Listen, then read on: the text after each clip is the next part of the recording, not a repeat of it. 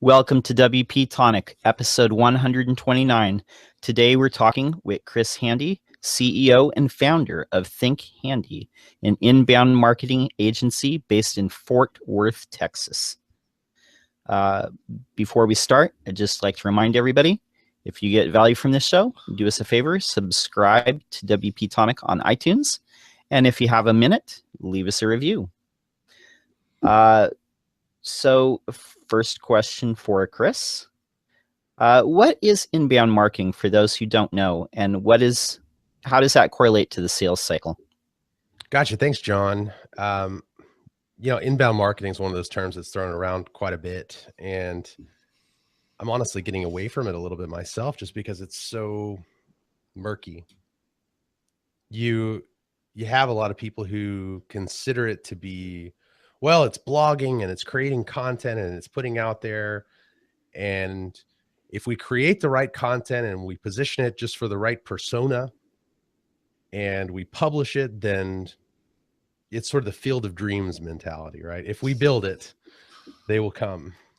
And that's not always the case anymore. You know, it's not a blue ocean out there as far as content marketing goes and content on the internet. I mean, if you go do a search for something, there's not just going to be a few results out there. There's going to be a million results. And I think when inbound marketing first started, there was a lot more opportunity in a lot of verticals and a lot of industry. And there still is a lot of opportunity, but a lot more opportunity when it first became an emergent, really a phenomenon than there is now. So inbound marketing has it's become this thing that has expanded its meaning so much that it has just been diluted, right? So what I'd like people to understand about inbound marketing is really, to boil it down, the idea is that people buy differently than they used to buy, right? And when I say when they used to buy, I mean from 2 years ago, 5 years ago, 10 years ago. Things change so rapidly. We forget that 10 years ago, Facebook really wasn't a thing. I mean, we weren't every day, always in Facebook. Grandma wasn't on Facebook. Everybody wasn't engaging in Facebook in the way we do today. Though it was out there. It was gaining traction. It started in the universities and all of that. You know, it was in the last 10 years when it's really become more of a kind of a mainstream thing, when you or I and everybody in our family is involved in social media, and content creation has become more casual. And so a lot more people are more accustomed to creating content. But I think a lot of businesses and a lot of people in a business context are still afraid to put their stuff out there. And it's those businesses that are taking that fear and setting it aside that are the ones that are being successful with what I think of it as proper inbound marketing, which is answering your customers' questions online, putting that stuff out there first.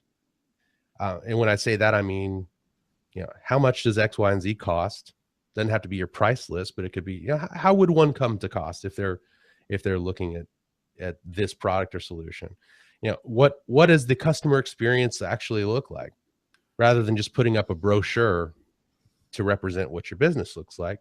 It's recognizing that people really want to find case studies, and they might be willing to exchange their contact information in exchange for a downloadable, printable case study that they could walk over and hand their boss. And then valuable teaching and learning type information. The ultimate guide on how to set up a WordPress website, for instance, might be a great thing for someone in your industry to put on their website, right? Or how to switch from Squarespace to WordPress when you're looking to take it to the next level. That's the kind of thing that someone who might be looking to work with someone in the WordPress world might be where they are, right? They started with Wix, or they started with one of these platform builders, but now they're thinking, this thing doesn't really do everything I wanted it to do. It's not quite as extensible. I want a platform that we can really work on and make our own, and I want to learn more about it, but I don't necessarily want to talk to a salesperson right away. So I want to learn, I want to ask these questions, but I don't want to have to ask. And it's answering those questions proactively. I guess this is the most long-winded way I can say it. That's what inbound marketing is. It's answering those questions proactively so that your buyers are educated enough to do business with you. No, definitely that's a great answer. So it's filling in all the blanks so people can make an educated buying decision and making them feel competent enough to make that buying decision by answering their questions and educating them without necessarily having to talk to a salesperson. That's right. The CEB, it's the Corporate Executive Board. It's kind of a research-based consulting entity.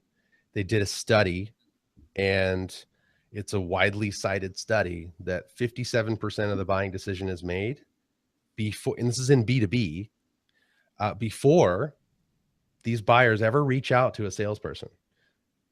Now, they also, in that same study, realized that between 30 and 40% of deals are kind of broken or they fizzle out before they've ever reached out to a salesperson either. So what that tells us is that we're losing deals before we ever even speak to any of these prospects. We are losing deals before we ever even know we're a candidate, because we're being phased out and eliminated, and they're making all these judgments without ever speaking to a salesperson. So they're boiling us down. They're kind of deciding, okay, these are the 2 or 3 that I might talk to, and they've never talked to you, right? And a lot of companies don't get that. They're like, oh no, just get me in front of them, I'll close the deal. That's what a lot of these salespeople will say that I speak with, VPs of sales that have been in the game for 30, 40 years.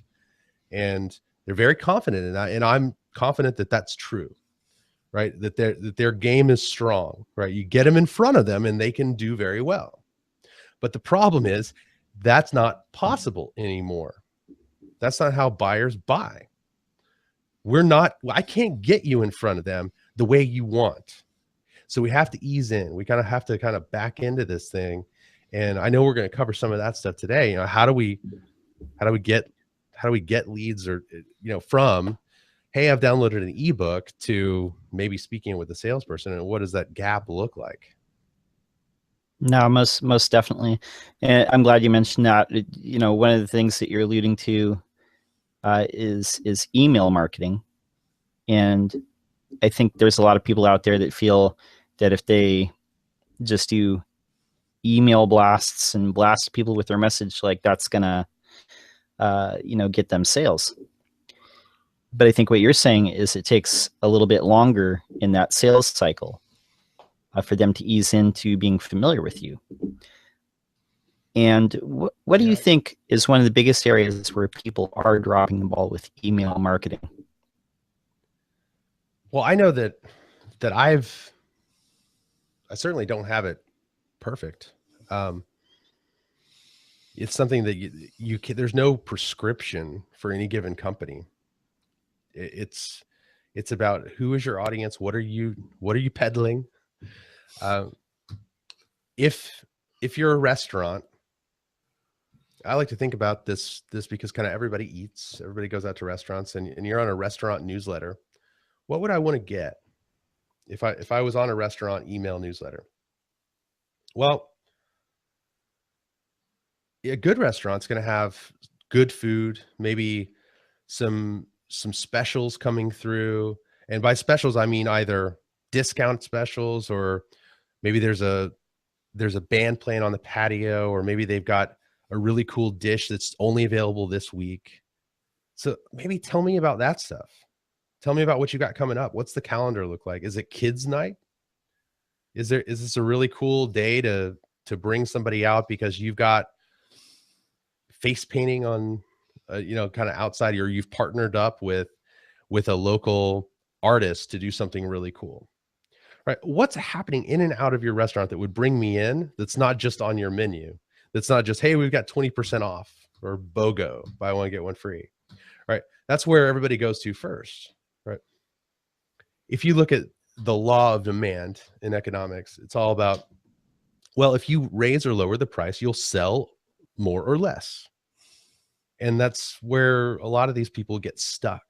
They're like, oh, well, we just run a special and we drive sales. Well, there are other factors that what they forget about the law of demand is that that's all else equal. All other things equal. If you raise or lower the price, you'll sell more or less. What they forget is that you can check these other variables. Like, hey, what if we brought in really good blackened tilapia to our Long John Silver's restaurant and just had a really good food this week, and this was only available for a limited time. So that would never happen, Chris. Yeah, probably not. You're living in fantasies and land there, Chris. Wake up, Chris. Yeah. They're cooked, right? You know, Long John Silver's is long gone. Think more than that to save them, Chris. I know. So, but I'm telling you, there are a lot of restaurants that really do it right. There's a lot of restaurants that really do it wrong. And so I use that example because everybody kind of can put themselves in that place. You're going to unsubscribe from a crappy email newsletter from a restaurant. Now, a restaurant could also say, you know what we're going to do? We're going to open up our kitchen to everyone. And let's say it's the gourmet kitchen. I'm in Fort Worth, Texas, right? One of the top 10 restaurants in the nation. It's called Ellerby's Fine Foods. And it's right down the street from my house. I'm just really lucky. I live right down the street from one of the best restaurants in the world. And they actively have published some of their recipes in their email newsletter, which is really cool. And you would think, why would anyone ever do that? They're giving away their secret sauce because, well, Coca-Cola would never give away their secret ingredients, or KFC with their 7 spices or whatever it is. Well, sure, right? Go ahead. You try to make it at home. I imagine the experience is going to be a little bit different, but I'll tell you, it garners trust. Say, hey, look, here's the recipe. You know that they're not going to come in every night, but every time someone attempts to make that recipe, they're going to think about Ellerby's Fine Foods, and they're going to talk about that. They're going to think about that. And it's a sense of transparency in what they do. And it builds a relationship with this person on the other end of that email newsletter that you can't do with the buy one, get one free special. So I would ask everyone to think about, how can you be more of a teacher in your communication at large, email, blog, whatever, and teach people how to do what you would otherwise think you ought to be charging for in a more general sense, right? Because you can't sit down with someone one-on-one and give them custom consulting for free every day, or you'll be out of business. But you, at one-to-many, you can do this at scale. And the people who need help will reach out, and it's not going to deter them. There will be freeloaders, and that's okay, because they weren't ever going to hire you in the first place. And that's what it's hard for a lot of people to get past. So if you just think about it that way, you are helping the world, and you are getting advocates on your side. You start to become a trusted authority in your space. People start to share your stuff, and all because you decided to open up a little bit and share some of your secret sauce in your email newsletter or on your blog or whatever it is. And that, I think that's the best advice that I could give on newsletter, right? You want to make sure that whatever you're doing is something that you would want to receive and you would continue to get. So, like, what have you seen, guys? What I've seen with email newsletters is the same thing that you're describing. And like what you're talking about is you can give away like the how-to of how to do it, but people are still going to go to that restaurant because they want their chefs to prepare it. And at the same time, you're generating trust by being a teacher.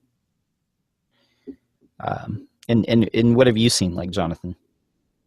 I've seen a lot of rushed email newsletters just cobbled together and thrown out, and right. For understandable reasons, because everything that Chris has said is totally correct, but it also takes planning, work, strategy, and I just sent out today my WP-Tonic, but we're lucky because I'm lucky on that thing, is that we've got a lot of content, Chris, because we do a lot of podcasts, and the newsletter is aimed at a general regional, but it's about WordPress, Chris. So I've got a lot of content from the podcast. So I share the best podcasts. I feature the best interview that I think is generally interesting to a more slightly general audience.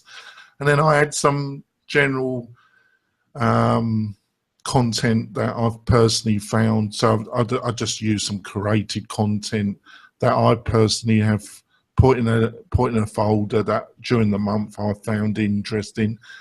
And I act as editor and I share that content, and it goes down really well. But it all takes time, Chris, and Yes.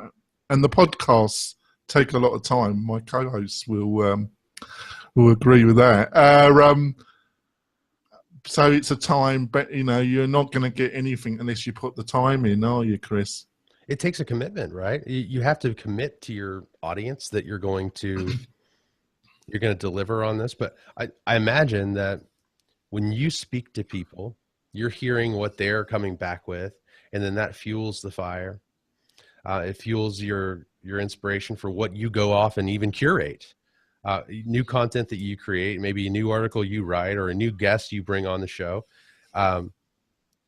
All of this stuff becomes self-sustaining because it keeps everything going. And what you have built here is sort of a content machine, and all these other things fuel each other.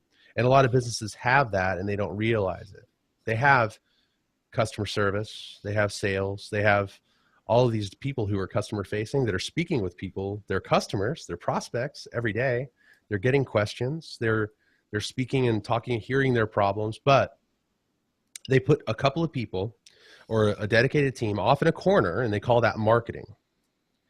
And they tell them, you do your work over there and we'll be over here, and let's not mix.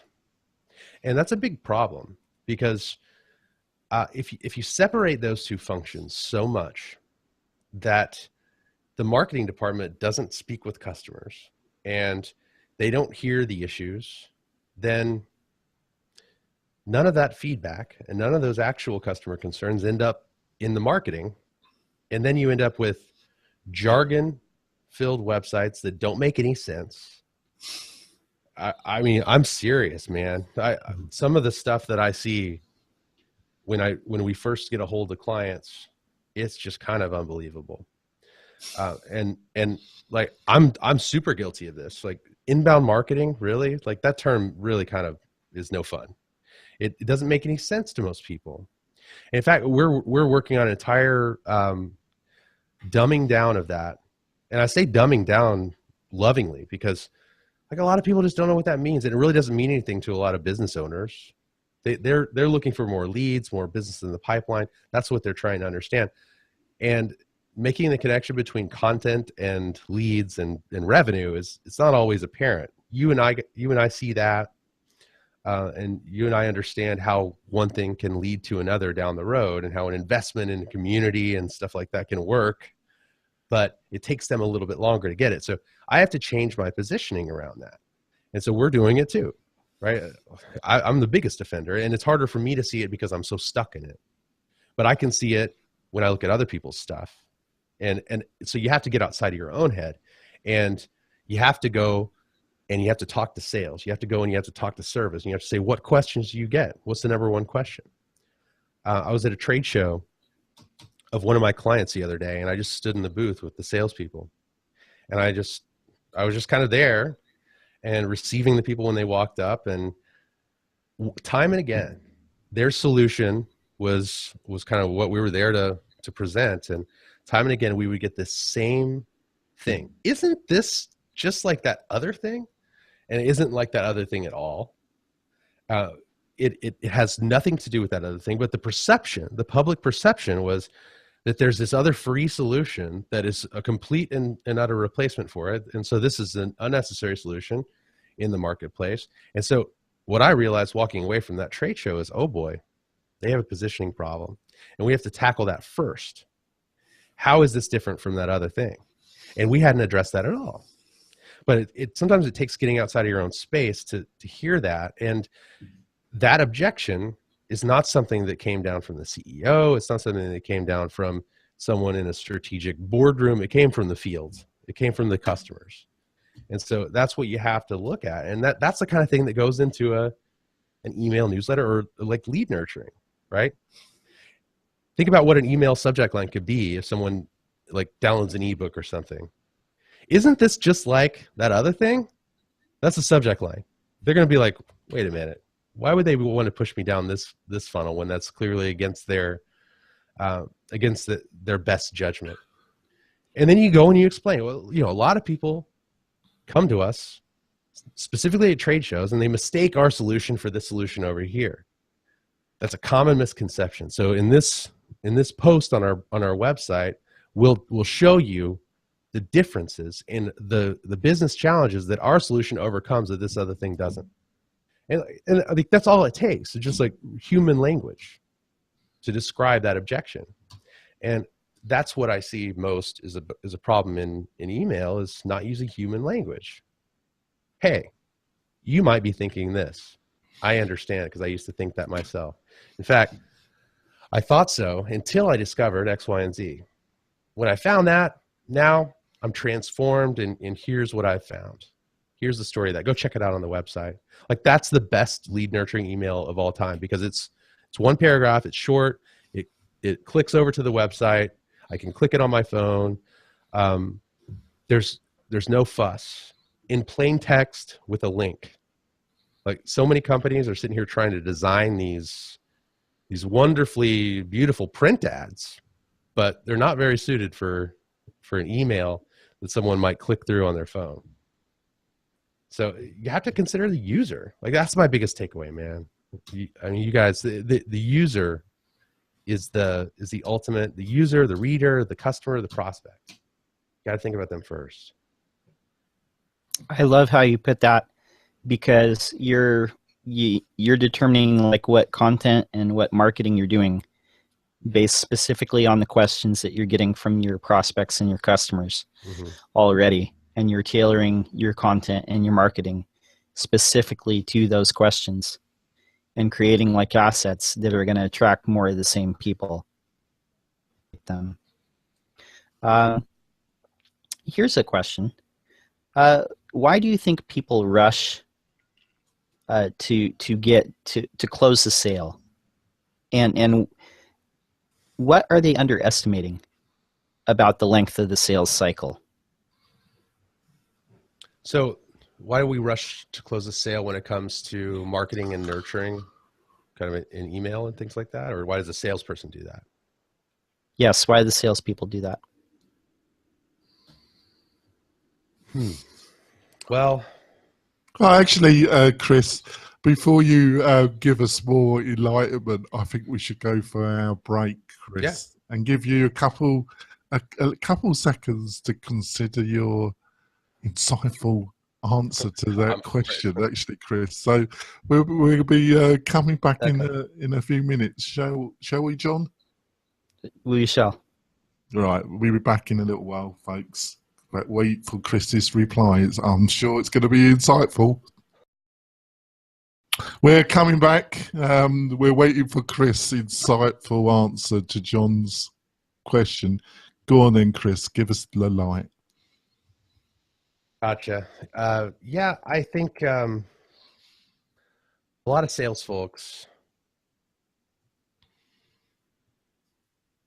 they don't have a great alternative. They may be really pressured by their quota, if it's a business owner, they may have a lot of pressure by the need to make their rent, to pay their employees, to pay themselves.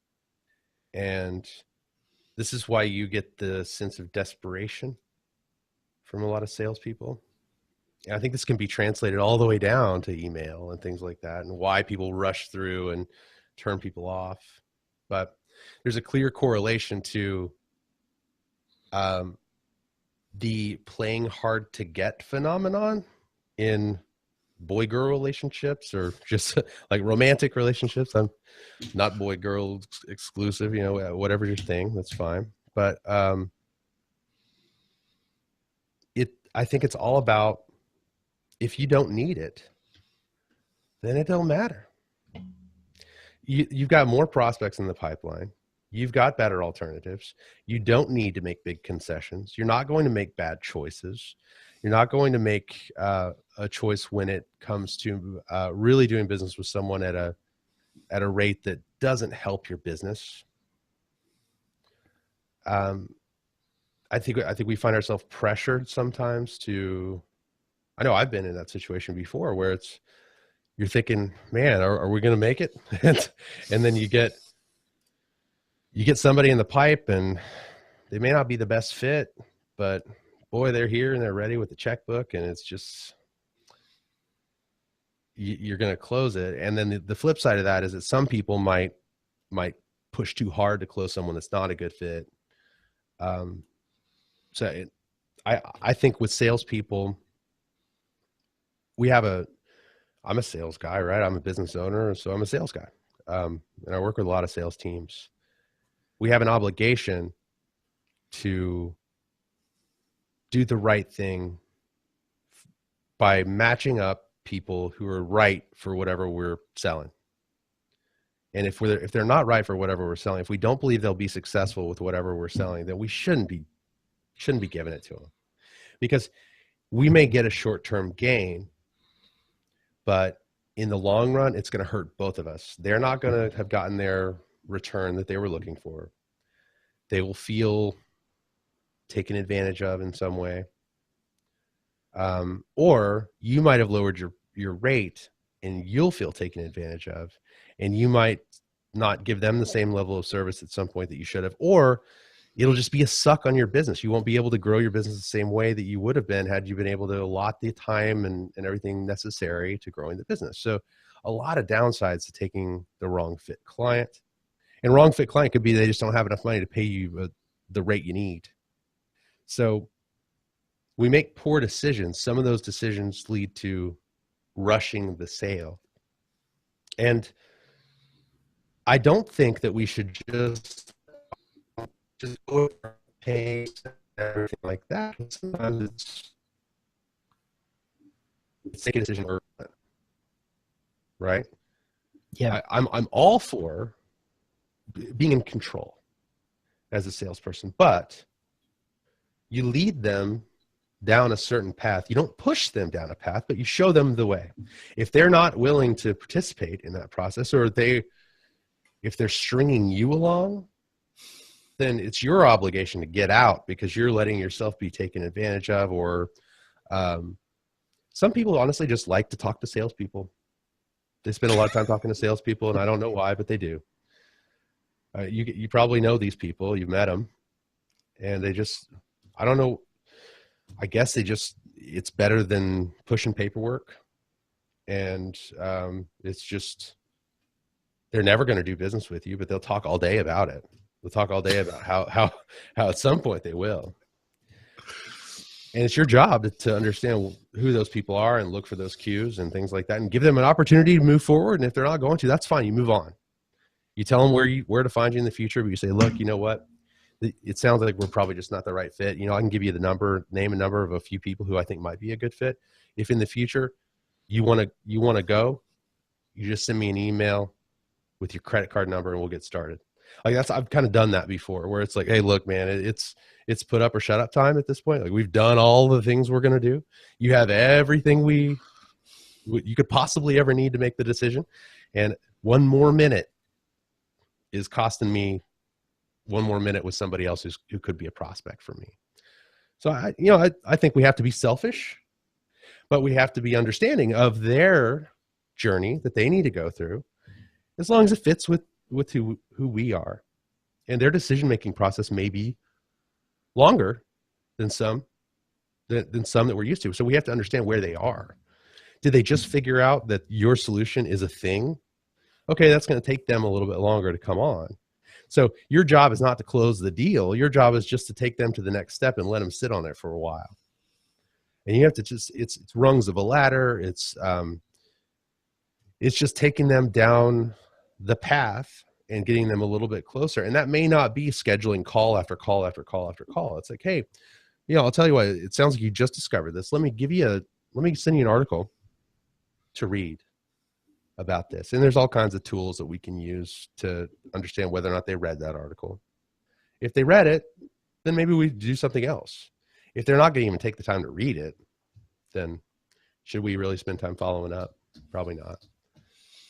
Yeah, it's great. That's great, Chris. It's a shame that Wells Fargo, you wasn't consulting Wells Fargo with it. Yeah, I've got all my bank accounts there. I'm if I get a minute, then I kind of want to pull everything. Do you really want to do business with a bank that oversells you accounts left, right, and center, Chris? It is just we have an LLC, and then we got a DBA, and then they made us open a second account for the DBA, and then you go and we talked to a couple other bankers, and that's crazy. You can have one account for a DBA and an LLC, but at Wells Fargo they want you to have two accounts. So we weren't in the area where they were doing all of those accounts, but they did have incentives based on the number of accounts, and so now I know why they have given me so much trouble at the teller when we drop off checks, and so yeah, it's frustrating, and it's these. I'm not against quotas, and I think that their reaction of saying, okay, our solution is no more sales quotas at Wells Fargo is ridiculous, because that's like, obviously that'll have to come back at some point. So that's not a long-term solution. They should have some kind of a goal related to like how they attain their business, or they'll just have hourly employees sitting there. I don't know. Like, you got to have some metric that you're tied to. I don't know what it is that they think is going to happen. It's PR. They're delaying the PR. They ought to just rip it off like a Band-Aid and say, yep, we messed up. But I don't understand how they're going to tackle that. Sales goals are good. Sales goals are good. But understanding how the sales metric makes people act, that's the responsibility of the organization. And Wells Fargo really made a mistake there. They didn't understand how the metric made people act. Sometimes. Well, I think I don't want to go too far off topic, and but I just to end this, I brought it up. I apologise, Chris. No, that's fine. But I think in a way it's very linked to what you were saying. I don't think it was a mistake at all, Chris. I think it was a very calculated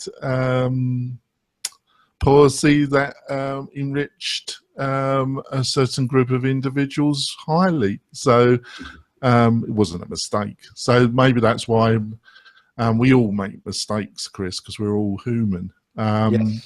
But that's why I suggest that maybe a lot of people should consider moving their account, because I don't think it was a mistake at all. So that's me off my high horse, folks. So let's go on to automation. Obviously, recently Drip got sold to LeadPages. I was delighted for them. I know it was a lot of hard work that they put into that product. The team behind it were very transparent through podcasts, their posts about the journey that they took. So, got any insights why you feel that LeadPages bought Drip, and what's your feelings about this whole automation funnel?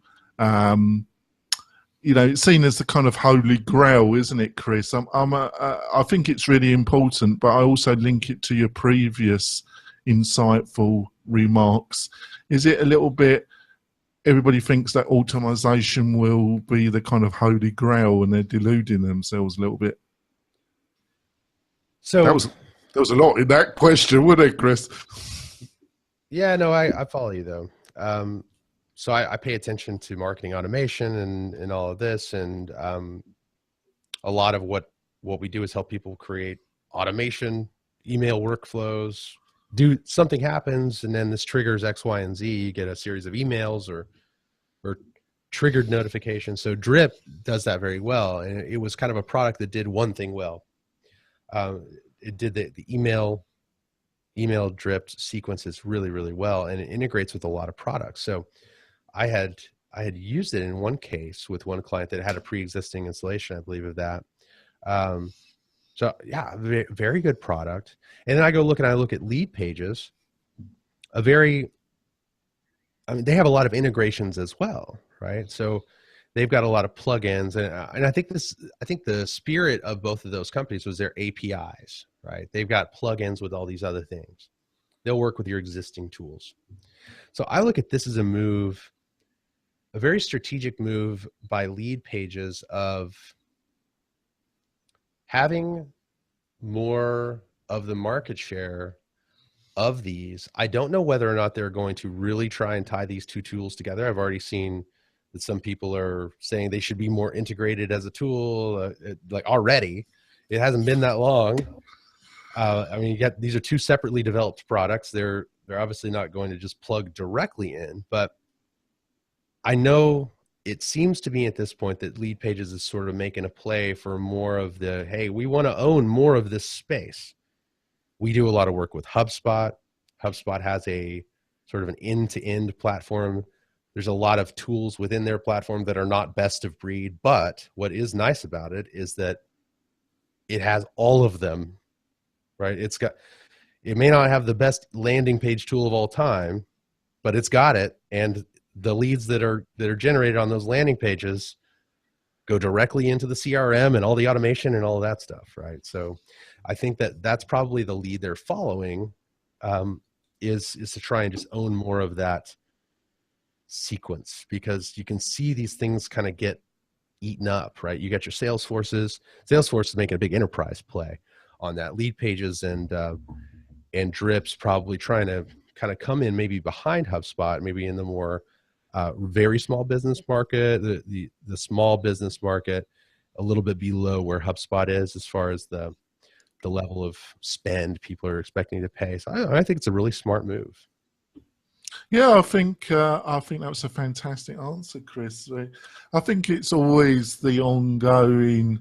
There is no answer, but it's ongoing.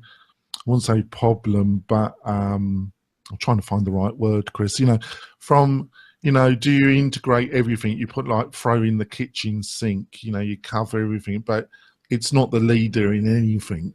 Or do you really specialize and be in that niche area, be the top quality product, but there's a lot of people that want everything in one package, and there is no answer to that, is there, Chris? Because it's ongoing. It's got some good points and it's got some bad points either side, haven't they? Yeah, it really just depends on what you're trying to accomplish. One of the reasons we really, really, really like HubSpot for some clients, and I use it, but I use a bunch of these other tools too on top of it, is that I can look at the original touch and of where did this person come from on the website, and I can tie it back because it's got the CRM integrated. I can tie it back to the dollar they spent.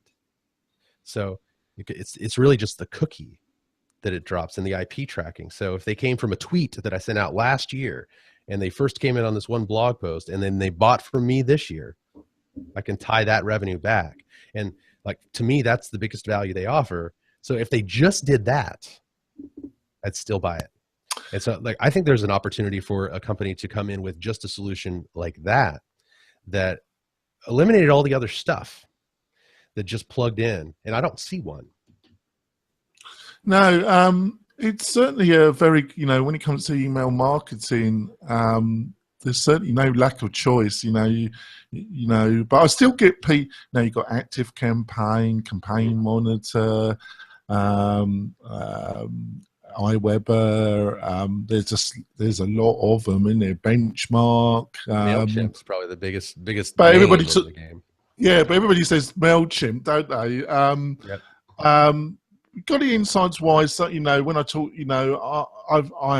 I do use MailChimp for certain things because it integrated with something where my I'm a campaign monitor guy, but I do use MailChimp because it integrates with some other things, very linked to what you just said previous.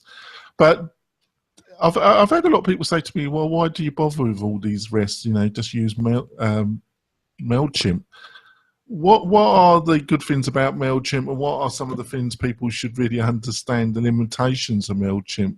Would you like to some thoughts about that? Yeah, I mean, and one of them is being tied to a CRM, and like that's why I like HubSpot, and then some of these other tools where I think even Drip's got some CRM integrations. So I want my salespeople to know when people open up emails. So if MailChimp is going to do that for you, then that's great. I haven't seen a really tight MailChimp CRM integration with Salesforce and some of the other ones. There are integrations where if you add someone to the list, that will be synced over, and that's not what I'm talking about. What I'm talking about is if John Locke comes, gives me a shout on the phone, and I pull up his record in my CRM, I want to pull up that record in the CRM and just see the 360-degree view of John Locke, and I should be able to see his email opens there. And whatever you use, I want to see that information there. So when I'm looking for software, one of the first things I do, in fact, I do a lot of consulting with software companies, and what I always find is the first page beyond the home and or about or pricing page. These home, about, and pricing are the big pages. And then the next page, as far as traffic goes, is integrations. That's the page that gets some of the most traffic, because this is what we care about, right? Is it going to work with the tools I already use? Like, it's not that hard to think about, but we don't, like, once I saw it, I thought, this makes total sense because that's what I do. But if you just ask someone to think what would be the most popular pages, it probably wouldn't come to you. But this is what everybody cares about. Will this work? So when you're looking at MailChimp, well, what are you using? So does this plug in to my tools? Now, they've made some advances in automation and some more advanced workflows, and workflows is just kind of one of those industry terms for automated sequences of emails that might go out after something happens, right? And I don't even know what MailChimp calls it. They call it automation or something along those lines, but there's a lot of words for it in the industry. MailChimp for a long time was really good at email newsletters and one-time sends. So you could do roundups of your blog posts, and then you could send out an email or schedule an email to get sent out. And then the segmentation isn't really incredibly strong in MailChimp because of some of the things you have to do. But now they've added this automation layer, and I think they're going to get stronger and stronger there. So I think it's one to watch. But I watch more of the integrations, and I see what happens there. I think they're ripe for an acquisition by like Salesforce or something like that. Salesforce is buying everybody, man. All right, there you go. I think we're going to wrap up the actual podcast part of the show, folks. But we're going to continue. Hopefully, Chris has got a little spare moment, and we can continue the conversation, which you'll be able to find on the website for about 10-15 minutes, and we delve a bit more. Like I say, we do a Saturday show as well, where we have a WordPress roundtable that starts at 10 a.m. Pacific Standard Time. You find that on the WP-Tonic website. You can watch it live. Chris, thank you so much for giving us some insights. How can people get hold of you, Chris, and learn more about all the great stuff that we've discussed during the podcast? So you can find me on Twitter at HandyThinks. I've been doing a lot of blogging on my personal website at handythinks.com. I know you have, Chris. I've been reading some of it.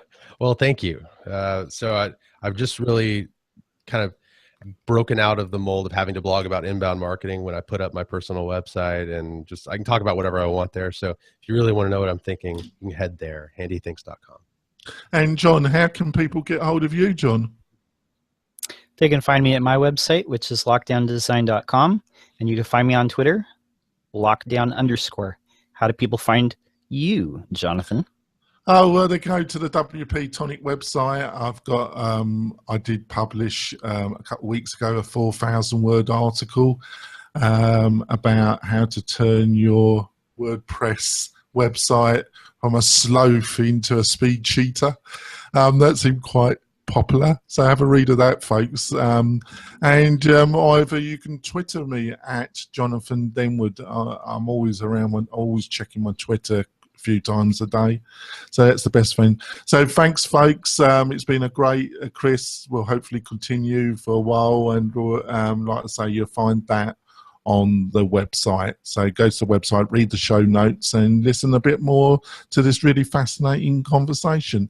We'll be back on Saturday, folks. Bye. Right then, Chris. The other thing is, I was really surprised how like ConvertKit managed to really get into a large market. Were you? So ConvertKit is one that I've watched for a little while, but not that closely. So when you say they got into a large market, bring me up to speed. Well, large market, that's probably the wrong term, actually, because compared to MailChimp and some of the bigger players, they're still rather small. But he managed to get traction, didn't he? He found, because I think one of the pain points which they deal with was actually designing something that looked attractive when it came to the forms on websites, because like the MailChimp, yeah, it worked, but their actual native WordPress plugin produced rather dog ugly forms. And so a lot of these, there were some third-party plugins. I tried a couple and they were a bit clunky, and they saw that niche and they went for it, didn't they? Yeah, I was talking with Jared Morris over at Rainmaker Digital, not before they came out with their email stuff, and they did an integration with ConvertKit, and he was talking about how nice it was. It does. You know what I liked about it when I looked at it was that they've really built in education with their into the product, right? So it's like, instead of this is where a lot of people go wrong. It's like add new post. And one of the things on like LinkedIn publishing, for instance, before you can even add a post, you got to do a picture. And then it says, pictures look best, photos look best when they're 700 pixels by 400 pixels.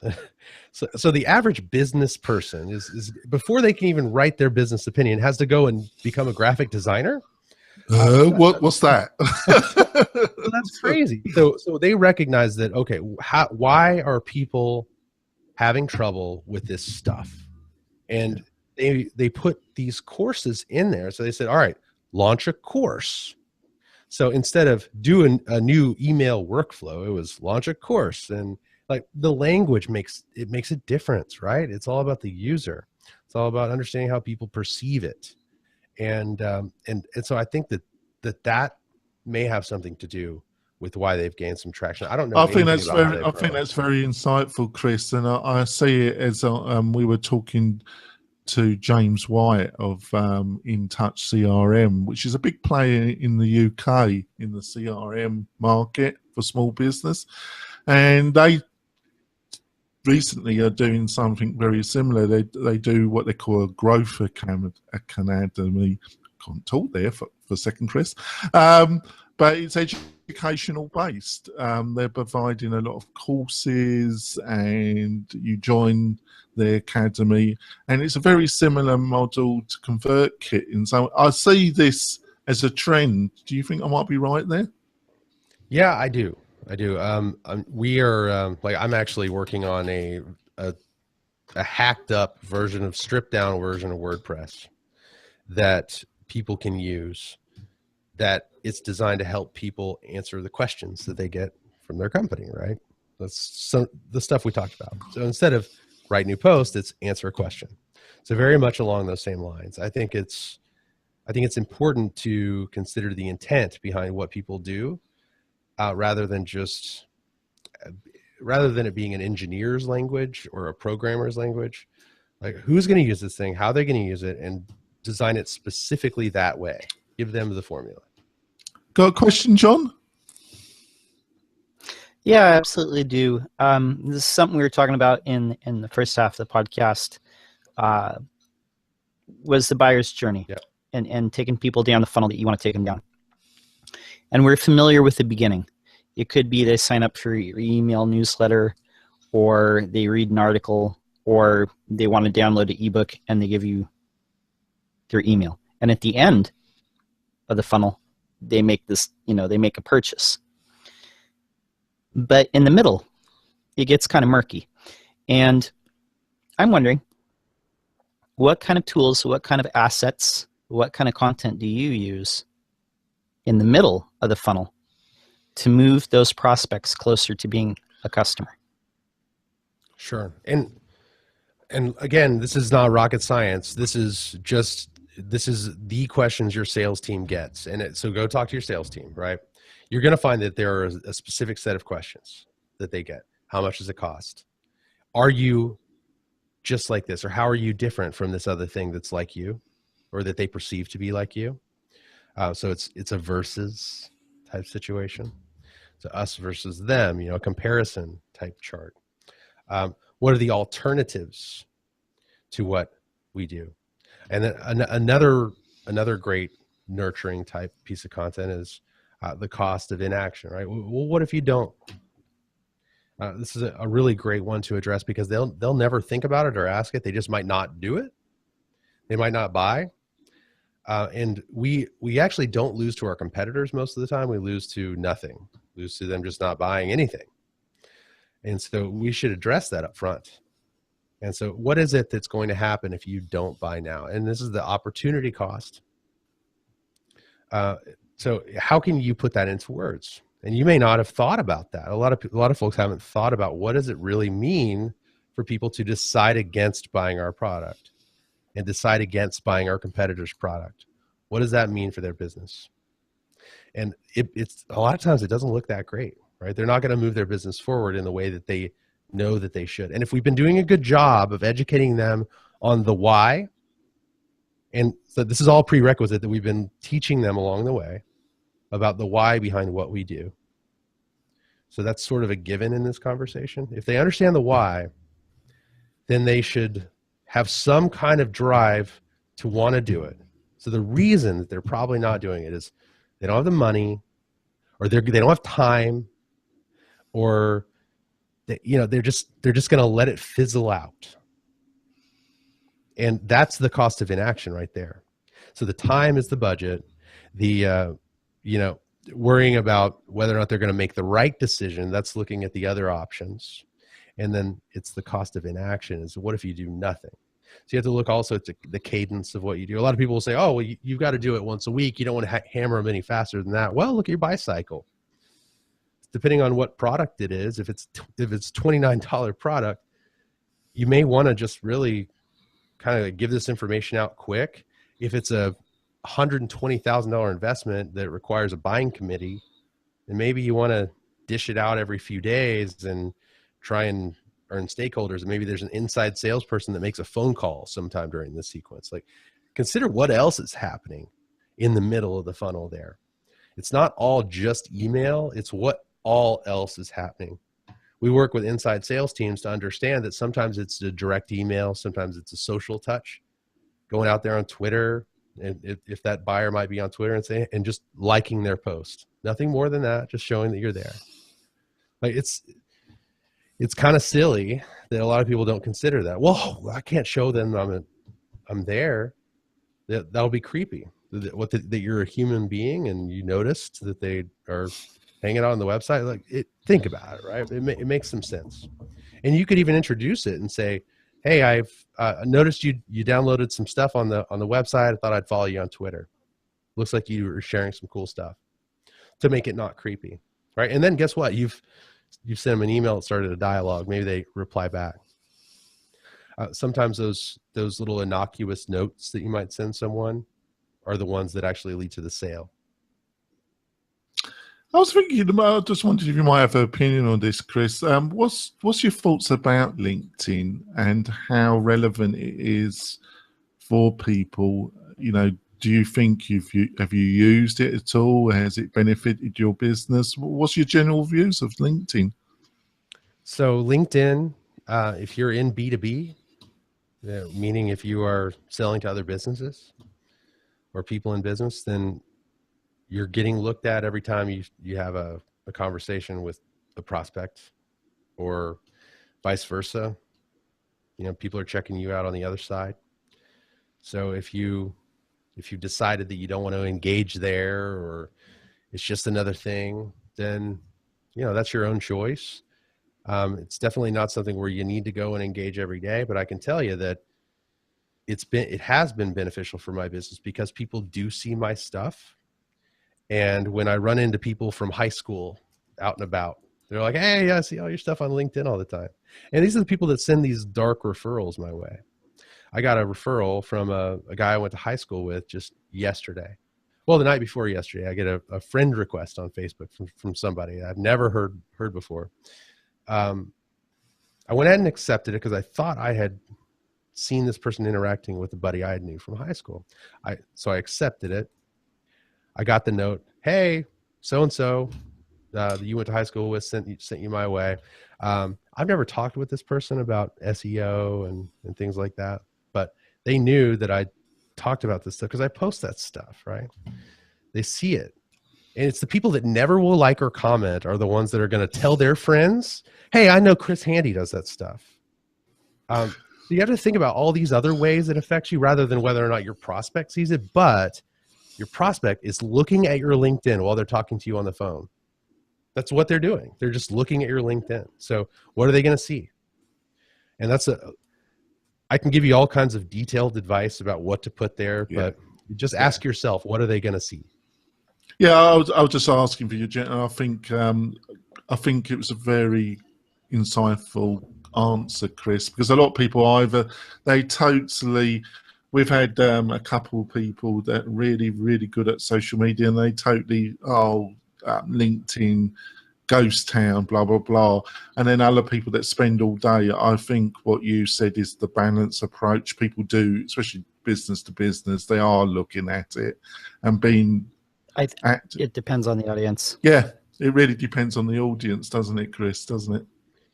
Yeah. I mean, like I said, in a business to business situation, they're staring at your LinkedIn. It doesn't mean you have to have been on the LinkedIn every day sharing content, but if you don't have a picture, if you don't have it filled out, if you got bad grammar, or if it looks like you have never been employed or something, then take 10 minutes, man. Just go fill that stuff out.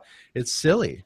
You're absolutely losing sales that you never knew you'd have because of that. And I think it's a problem. So that's the best advice I can give, is just have something that you might be proud of someone looking at. I think we go for one more question. Got a question, John? Yeah, I was going to say, what is the importance of case studies when you're segmenting your prospects, and how do those influence the sales cycle? Case studies when you're segmenting your prospects. So let me repeat that question back, as I think I'm hearing it. So how do you know how do I segment my prospects in a way to know who to send case studies to? Yes. Okay. So if people are showing you buying signals or consideration signals, it might be time to send them a case study. And there's, HubSpot's one of them. A lot of pieces of software will allow you to trigger action based on page views or clicks in email. Okay. So let's say, considering you have the ability to do this, let's say that someone has viewed your pricing page. Then that might be somebody who would like to see a case study, because that's not someone that's just been reading your educational blog. They're not just trying to learn how to code WordPress for themselves, but they've actually, at some point, they have clicked on your pricing page. So they weren't just there in and out just for the how-to. That person has shown you that there might be something. Now, if they've viewed that page more than once, they might be a whole lot more likely. So it depends on your list and what you've got. It depends on everybody's list. And there's all kinds of signals like that. If they have viewed the Our Team page or leadership page or whatever, who's really running this company? If they've really started to look at who is this company and what do they do, versus just looking at your blog and your content there and your learning center, whatever you call it, then I'd say that they're ripe for someone who might consider some of your offerings. And maybe you might send them a case study. And with a case study, I don't suggest starting out by composing an email with the subject line case study, right? You want to start an email with the subject line, learn how X, Y, and Z company achieved their goals by hitting X number, right? Whatever it is. And you tell the story of James at that company, right? When James first decided he was going to get started with WordPress, he was just a lonely, homeless man wandering the streets. And when he finally found the WP-Tonic podcast, all was well with the world, and he's a millionaire. Yeah, it's that obvious, wasn't it, Chris? Exactly. I mean, I'm assuming that's what every case study looks like when it comes to WP-Tonic. But if you're using real numbers and real stories, then it ought to be structured like that in a way where you're actually telling a story that is realistic, and that's it, right? Here are the and you can link to the how-tos on the things that they did along the way, so that it's presented in a narrative of, hey, you might be looking for some of the resources that he was able to tackle. But Chris, the only problem with that fantastic description is WP-Tonic. We're the plumbers of WordPress. We're not the interior designers. We're just the plumbers. We're the maintenance people. Well, I'll tell you, those pipes are not gonna work themselves. Somebody's got to do it, right? So if you need some ongoing maintenance, folks, WP-Tonic. We deal with all the rubbish, so you can concentrate on your business. That's Chris, what I'm saying.